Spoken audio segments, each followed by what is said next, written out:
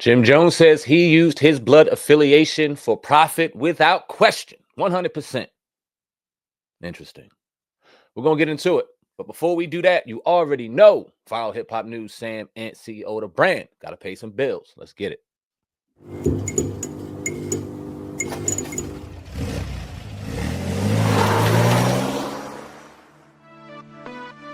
Welcome to the future of automobile excitement. Dream Car Joyride Corporation presents the Tego Dream Car Joyride Automobile Theme Park. Located in the heart of Orlando's theme park corridor, Dream Car Joyride fills a unique gap in the Central Florida amusement market. Whether you're a luxury car enthusiast or an automobile industry insider, Tego Dream Car Joyride has something for everyone. Experience the thrill of driving high-end, luxury, and sports cars on our exclusive 3-mile controlled driving courses. At Tego, we share your passion. We've attended many car shows, always wishing we could drive or even sit inside those incredible cars displayed behind the ropes. At Tego, everyone will have the chance to drive any car in the park. You are the VIP. Dream Car Joyride Incorporated, where dreams and driving passion meet. Visit us and start your engine at the greatest auto show experience. For more information, visit dreamcarjoyride.com. See you there.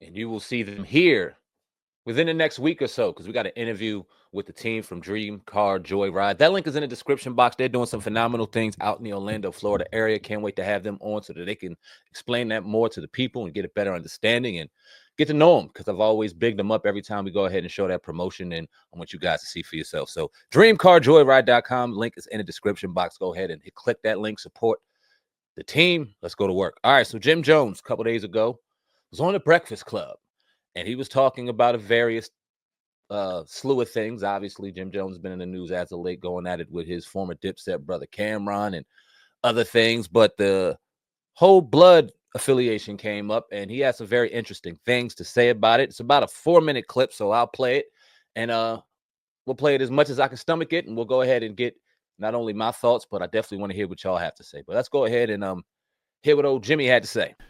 It's crazy. I give a lot of great advice, and sometimes I hardly take my own advice. So when people hear that conversation, it's like, yo, I tell people stay off them phones all the time, and look what happened.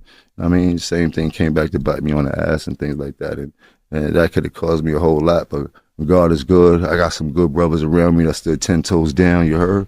So as long as I'm out, they out, you heard? And it's free until we see him, and he'll be home in a little while. For real. I guess that's what I'm asking. You not running from the affiliation, even though we in an era where people are getting jammed up for shit like that. You're jammed up if you're doing crime. Yeah. You heard? Mm-hmm. It's not a crime to be a blood. It's not a crime to be a bang. It's not a crime to be a fraternity member. It's not a crime to be a sorority member. It's all the same thing. It's a crime if you do crime while being that, and that turns into other things. And if it's more than one of y'all doing crime while being blood, that turns into a RICO and things like that. I do business. I'm a businessman. You heard? Y'all know that. I make music, baby. I always want to ask, right? You know, in past interviews, and you talk about it, bringing bloods to New York. You ever regret that? I didn't bring the bloods to New York. God damn. What the fuck? What the fuck? You got me high. I started sweating. Here you go. Here. You can fan with this. You need this.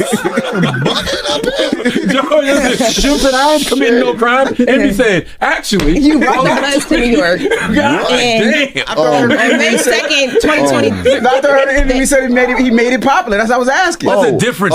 That's a difference. Making it commercializing. There you go. Commercializing my gang affiliation. I understand the question now, because you made it cool, is what he's saying. Yeah, I made it cool, but I also commercialized. I made millions of dollars off the gang culture. You know what I mean? So same thing with Snoop has done, and how the West Coast. You know what I mean? So, but I know I did not start that. I was a young kid. You know what I mean? Commercialized, coming up out the ghetto, I think he means and looking for, you know what I mean, my place in society and things like that. And the brotherhood always took care of me, and you dig?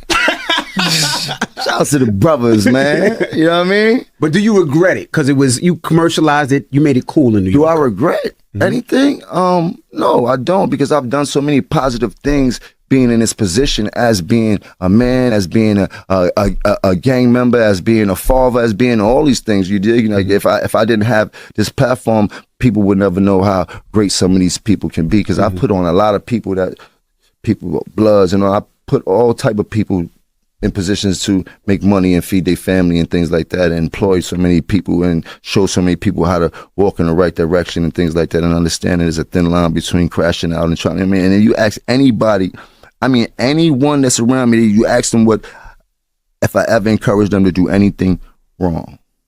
You know what I mean? My objective is about getting $1. Each one teach one. We staying tight. The wall is up. Can't nobody fade us. Let's protect ourselves. You know what I mean? Of course, if somebody crosses the line of discretion as a man, you have to protect yourself. But for the most part, that's not my lesson. It's not violence. You know what I mean? At all. But in this rap game, we've used violence to make a lot of money, and that's what these labels egg us on to do. You know what I mean? We've see the money and we think about the money more than anything else, and it's so easy for us to get caught up in that rabbit hole for so many of us and things like that, just talking about things that we actually went through. You know what I mean? Especially for some of us. A lot of us are just, you know what I mean? But you know how it go, man. You rap about the labels having I don't want to say a certain. I'm gonna stop it there. And if you guys want to go ahead and check out that interview in its entirety, clearly you know where it's at, on the Breakfast Club.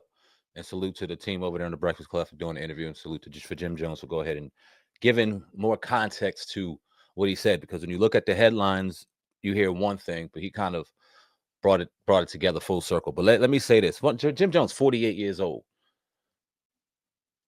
I'm sorry, maybe I'm in the minority of this. I'm 41. I don't want to hear no 48-year-old still talking like we 26, 27. Maybe that's just me. I'm not talking about your Harlem dialect, your Harlem. All right, but he did say some interesting things. One, he did admit that he went ahead and definitely made millions off of the culture. No different than Snoop. Very true. You were a young man trying to find a way. I can understand all of that. Does it make it right, though? He never sat back and said that it made it right. He went on and alluded to how he brought other Bloods into the game and tried to teach them the thing. It's always been about nonviolence, which I agree with wholeheartedly. But when you are out here making those millions upon millions of dollars, that's not the lifestyle that you were promoting to people outside of maybe your circle and people that you influenced throughout the globe. Because Jimmy and Cam and I don't know why I'm drawing millions of blanks today, but Jewels and Dipset were trendsetters, without question, trendsetters. So they had influence out here, and some people didn't hear that message.